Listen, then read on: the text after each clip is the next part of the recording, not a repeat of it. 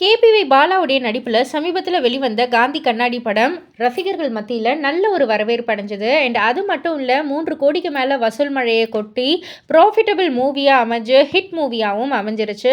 So ரசிகர்கள் எல்லாருமே ரொம்ப ரொம்ப ஹாப்பியாக இருந்தாங்க. ஆனால் இப்போ ஒரு சம்பவம் நடந்திருக்கு. அதெல்லாம் பார்த்துட்டு ரசிகர்கள், ஏன்பா ஒரு மனுஷன் வளர்ந்துடக்கூடாதே, உடனே எதையாவது தூக்கிட்டு வந்துடுவீங்களே அப்படின்ற மாதிரி தான் சொல்லிக்கிட்டு இருக்காங்க.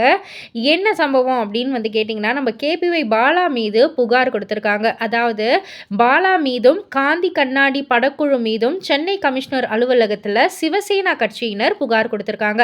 படத்தில் பிரதமர் மோடியை இழிவுபடுத்தும் காட்சிகள் மற்றும் வசனங்கள் இருப்பதாக சொல்லி கமிஷனர் அலுவலகத்தில் புகார் கொடுத்திருக்காங்க. ஸோ இதை பார்த்துட்டு ரசிகர்கள்லாம் ரொம்பவே வருத்தத்தில் இருக்காங்க. இதை பற்றி நீங்கள் என்ன நினைக்கிறீங்க? உங்களுடைய கருத்து என்ன அப்படின்றத கீழே உள்ள கமெண்ட் பாக்ஸில் குறிப்பிட்டு சொல்லுங்கள். அண்ட் மறக்காமல் சினி வேர்ல்ட் சேனலை சப்ஸ்கிரைப் பண்ணி பக்கத்தில் உள்ள பெல் ஐகானை கிளிக் பண்ணிடுங்க.